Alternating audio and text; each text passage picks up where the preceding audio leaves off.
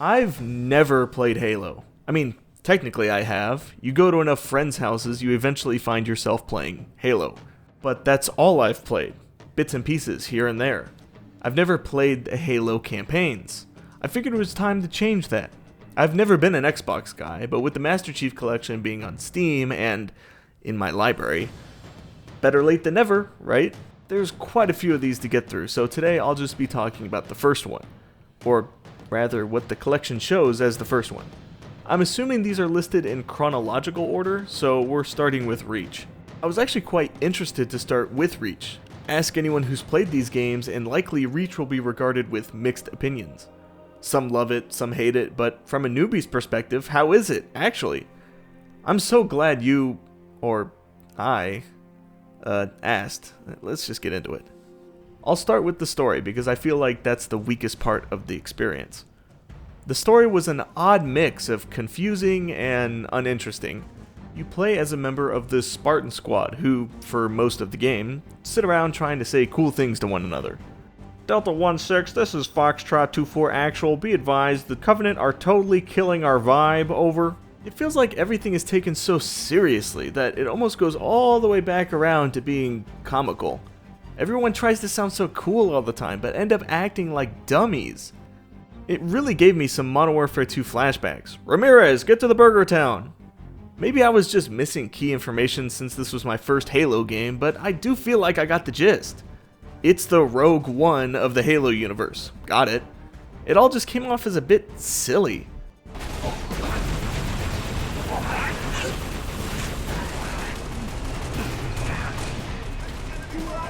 Thankfully, the story wasn't what was keeping me playing.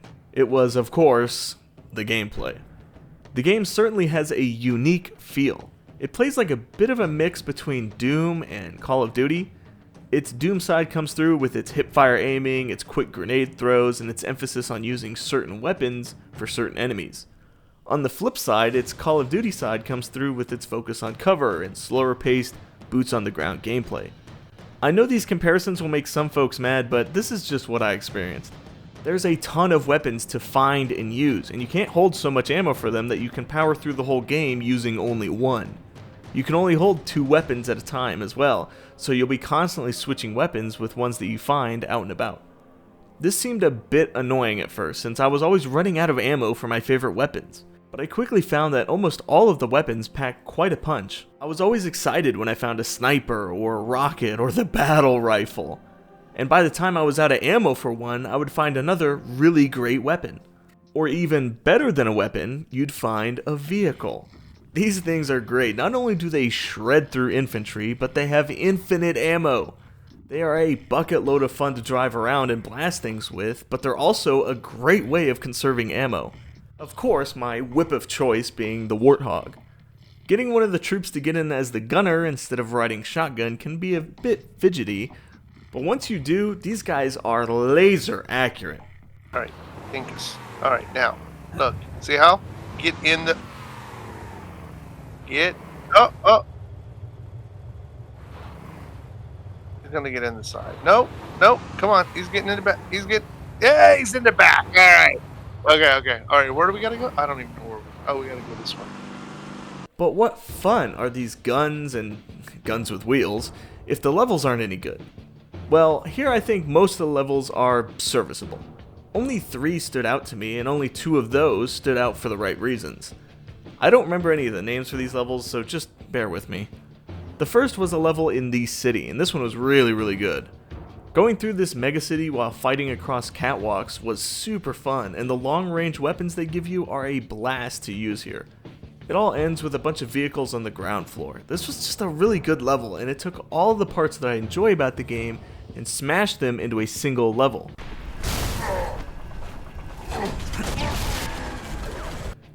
The other highlight was this level where you start on the beach, and honestly here it was just about the feeling the level gave me. You round the corner and bam, rocks and sand, contrasted with the colorful alien shields and blasters, with your objective being this massive facility in the background. It was just so straightforward and played great with you being able to easily flank enemies around the rocks. The last standout level was this spaceship level, and I didn't really care for this. It wasn't bad, it was just kind of eh. It was cool to have a change of pace, but I didn't really feel like the ship's weapons had much impact. I also found that the enemies are really difficult to track down, which means you also get shot from basically every angle. There's a barrel roll move that you can use, but I didn't really find it all that helpful. Like I said, I didn't hate this, but I certainly didn't really enjoy it either.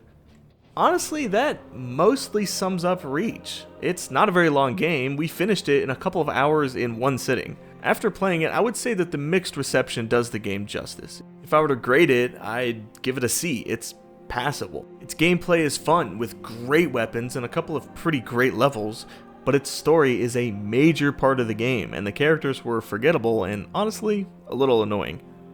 There's some cool moments, but those moments were cool because of the gameplay, not the story. It's definitely a fun time, and while I probably won't play it again by myself, being able to play through the entire campaign from start to finish with a buddy is a pretty big selling point, and means that instead of focusing on the characters on the radio, you can ignore them and instead focus on trying to blow your friends up while playing it off because, yeah man, that grunt just took you out.